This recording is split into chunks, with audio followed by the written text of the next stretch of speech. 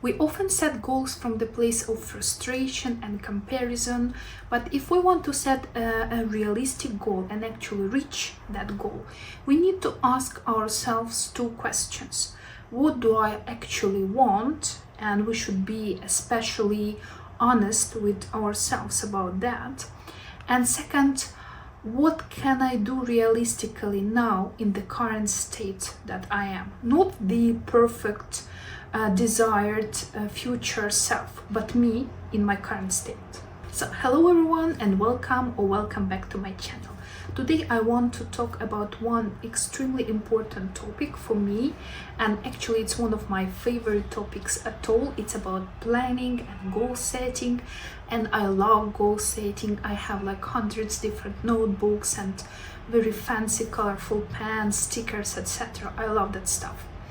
But the idea of setting your goal is actually to reach that goal.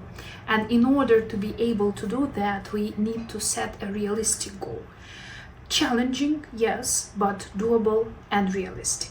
So a realistic goal is that goal that fits your current life, not your perfect life in the future and not the person that you want to become. It doesn't mean that you will not be able to change that goal, update, or like cancel it at all. But kind of the idea is that we should plan it based on our current state, not on our imaginary unrealistic future state. So today I want to share with you some of the best strategies that work personally for me when I'm trying to reach my goal, and I've been planning and reaching my goal already for years. Of course, it doesn't mean that all my goals were reached, and I'm still kind of updating my strategies. But especially in the last year, I felt that I'm really progressing in terms of my health goals.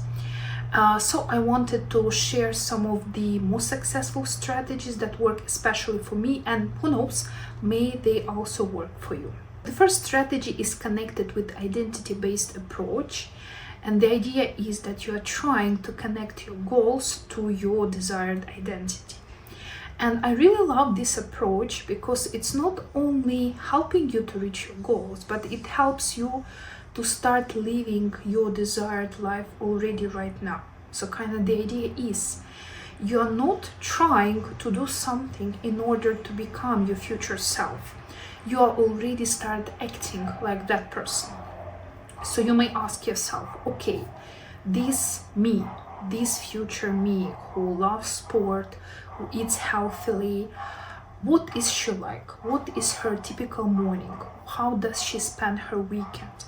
In case this or this situation is happening in her life, how she behaves, how she reacts. Would she be upset about this situation? How would she answer to that comment or kind of whatsoever? And you know, because we're all social creature, we already kind of understand what we need to do. Actually, if somebody will ask you how to lose weight, you kind of know how to lose weight. It's the problem of actually losing the weight, but not the problem of knowledge. So actually, when you are imagining like a person that you want to be, let's say a person who is good at meal prep, who is regularly doing physical activity, who is eating healthily, you kind of can imagine a typical day of that person. And you, if not, you can always go online and find, but again, we need to find some realistic scenarios. And you just start behaving like that person. It should not be perfect. It doesn't mean that you need to completely change your life, but definitely you can start implementing some baby steps, some small habits. Maybe it can be even one small habit like doing meditation for 5 times in the morning or having a 15 minutes walk, and that's enough already to start becoming that person. Next big strategy is obviously about monitoring and tracking your progress, and this is big because I truly believe you can only notice the changes and you can actually change and progress and transform only if you pay attention to those changes. Because sometimes, especially if your goal is big and it requires a lot of time, it feels like we are not progressing. It feels like we are doing something, but we are not where we would like to be. And sometimes we are like really blind to all that hard work and to all that progress that we have already achieved. That's why monitoring and checking, regular checking especially, is crucial. This year, when I started planning my goals, and I'm planning my goals on my birthday, so I make it like 1 year goals, I decided especially to pay attention to this. I created even a couple of stages how I'm monitoring goals in this particular year. So it's about seasonal. So I'm kind of separated my year into 4 seasons, and I have some part of my big goals to that 4 season. It's definitely monthly check and sometimes weekly. Again, it depends on the goal. If the goal is really big, the kind of checking and kind of stages and step of that goal is more complex, so I do need to check them monthly, weekly, etc. But for some goals it's not necessary, so obviously check your goals first. But definitely checking helps a lot, not only because it should be perfect, but actually definitely it should not be even perfect, because it kind of keeps you accountable and it shows you the realistic state. For example, there are better weeks, there are worse weeks. Sometimes you're in a better stage of your life, sometimes you're not. And keeping this check allows you to be flexible. So on some weeks you can speed up and reach some certain goals faster because this is like just good week or good months. And so sometimes like there is holiday, maybe just in general not a very good month for you, and you can just a bit slow down. But it doesn't mean that you give up on your goals, it just means that you are flexible and you can adapt your goals to different weeks, to different months, and to different periods of your life. Next thing, which was kind of eye-opener for me practically this summer, I came across one article about that, about mental contrasting, and kind of the idea here is that you're visualizing obstacles, which may sound strange because kind of we already know that there is this self-fulfillment prophecy. What you think about eventually comes into your life, and I do believe in that.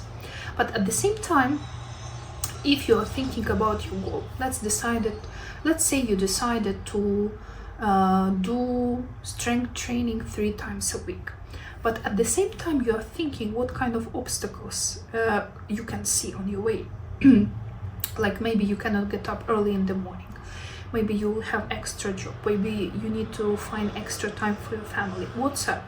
Maybe it's holiday time and you will not be able to do what you plan to do. So you kind of already start thinking about all possible obstacles on your way, and you at the same time trying to think how to solve those obstacles, and this is crucial.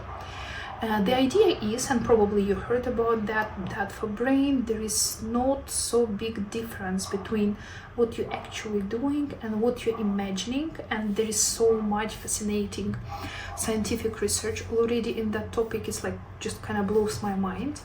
So it means that once you're imagining something, you're already preparing yourself for reaction, so you're not going to be paralyzed, not able to know what to do, how to behave, because you already imagine that scenario, you know what you're gonna do, you kind of play that in your head already. So once this situation is gonna happen, you kind of just go through this situation smooth. Let's say you are planning, let's say, running in the morning, and let's imagine it might be a rain at that day. So what will be your option? You're just gonna stay at home, you use your treadmill, or I don't know, you just go up and down on stairs. Like, you can already think and imagine. So once you woke up in the morning and you see it's raining outside, you don't need to think, you don't need to waste your money on this decision making process, because you already have a ready answer in your head. And the last strategy, which is probably the biggest one and the most complex one, it's about building flexible system that will sustain you, system that will support you on this journey, especially if you are aiming at long-term goals. So kind of the idea is obvious. Instead of rigid system where you have some certain rules and certain strategies, you have a flexible system that you can adjust and adapt. How it actually works. For example, you are planning to read more books, and you decided that every day you're gonna read 5 pages of a certain book. But life happens. Sometimes you don't have time, sometimes you feel lazy, sometimes you're busy, kind of life happens. So what you can do in those periods of your life when you feel like not doing something, or maybe you are more busy, or maybe again there are holidays or something, you can change and start to change your goal, kind of adjust your goal a little bit, and start reading for 1 page a day instead of 0, or even kind of give it a break. So if you just start reading 1 page instead of 5, or just like not reading at all, normally it would mean a failure. Normally it would mean that you are not reaching that goal. But in case your goal is flexible and you're kind of adjusting it, and let's say 1 month you are not so good at reading, but again next month after that you again coming back to those 5 pages.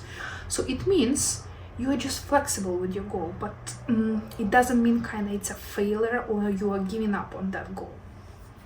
And what I like, and there is kind of science-based approach already on that, and I really love this strategy. It's about 2 weeks planning. So obviously we might have big goals for a year. That's okay. But those goals could have some smaller goals which you can set for only 2 weeks. Let's say you can say something like, for 2 next weeks I'm gonna do walking outside for 15 minutes every day.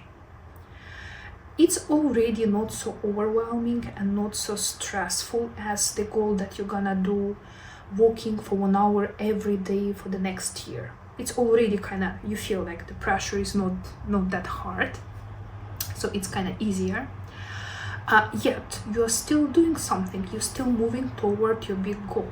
And maybe for 2 weeks you will walk for 15 minutes, and 2 weeks later you feel that you're ready to increase it and you can walk like 20 minutes, 30 minutes. Or maybe you will feel that it's kind of hard, so you can easily adjust your goal, and you should definitely not be rigid about that. So instead of 15 minutes you can walk 5 minutes. It means that you are still reaching your goal, you are still working towards becoming a person who walks a lot. Just it not necessarily should be 1 hour or 15 minutes or 5 minutes. It can be all of that, depending on your day, depending on your mood, and depending on season of your life. Another part of this particular strategy, it's another rule which is called 2-minute rule, and I already have a couple of separate videos on my channel about that, but kind of idea is quite simple.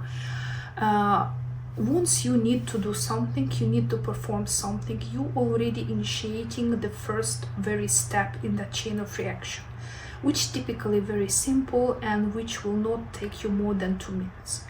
And we already know that starting is always the hardest part. So once you will be able to push yourself and start, the rest of it will be so much faster and so much smoother. Let's say again you decided to walk in the morning, and what could be this 2-minute rule in this case? You can already prepare your clothes, you can already prepare your shoes for walking, you can place them already somewhere next to your bed once you're waking up, and actually the first step will be just to put on your clothes. Let's say you are waking up and the day before you planned to have a 30 minutes walk, but you woke up today and you don't feel like doing that, and in most cases we would just give up. But in case you still will be able to push yourself into that 2-minute rule, you can just say yourself, okay, at least I can put my shoes on, that's all, it will count already. And you should be honest with yourself. So once you put those shoes on and you still feel not like doing that, that's fine, just don't do it. Or you can just put those shoes on and maybe tell yourself, okay, I will just walk for 2 minutes, maybe I will not even go outside, maybe I will just walk around my house for 2 minutes. And if you just only do that, it's okay, it already counts, it already means that you did something towards your goal. But in many cases, again, because only the starting part is so hard, once you started, once you put those shoes on, once you started walking for 2 minutes, eventually in most cases you will actually walk all those 30 minutes, because again you initiated the first step, the first point in that chain of reaction that eventually brings you to your goal. Another tool that helps me here a lot, it's about curiosity. And I've learned it kind of recently, and idea is again quite simple. Once you're trying something, once you're testing something, let's say again you're telling yourself that you're gonna walk 15 minutes for 2 next week. Instead of being anxious around that or maybe overexcited, you are kind of trying to be curious. Let's see, can I really do it for 2 weeks? How am I gonna feel after that? Or let's say you plan to do something and you were not successful, you couldn't achieve what you wanted. So again, curiosity comes. It's like, interesting. Why have I done it? Is there something that I can do differently next time? Or what was the trigger that pushed me to behave in that particular way but not in a different way? And it's really important to not be judgmental here, not to judge yourself, not evaluate yourself somehow, not trying to make yourself guilty of something. You should kind of generate this curiosity, like really get interested, get curious about why it happened, what was the trigger, what can you do the next time. And when you just beginning doing that, it feels so fake, it feels so unreal, but the more you practice, the easier it becomes. And it's definitely one of my favorite tools to kind of dig deeper into different aspects of my various goals. Next thing, it's again connected with failures, and I've talked about that a lot already. I do believe that failures is a very important part of your journey, because actually the absence of failures means that you are not working hard enough.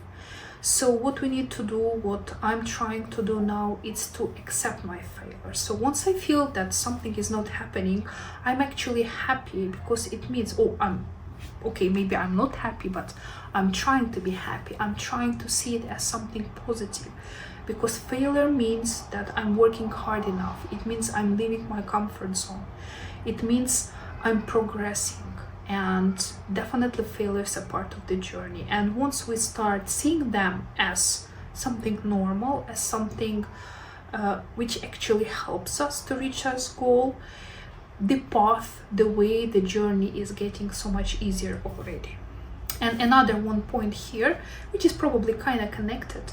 Before, once I did something and I felt that I cannot do it, maybe I need to change it or update or start over, it was always like I'm kind of giving up that goal and I'm again starting it from tomorrow again. So I'm starting it over. So let's say I decided to lose weight, I was eating healthily as I wanted for 2 weeks, and after I had 2 days when my food was messy, or maybe I had a binging or something.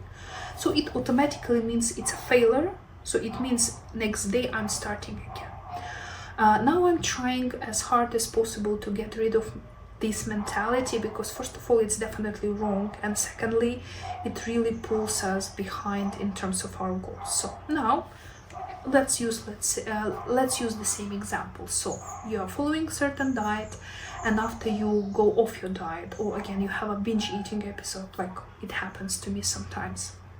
So now I'm just the next day, even though I didn't follow my diet, even though for some reasons I couldn't do what I decided to do for myself, next day it's just continuation of my journey. It's day number 10, day number 100, day number 300, but it's definitely not day number 1, because all those failures are part of the journey.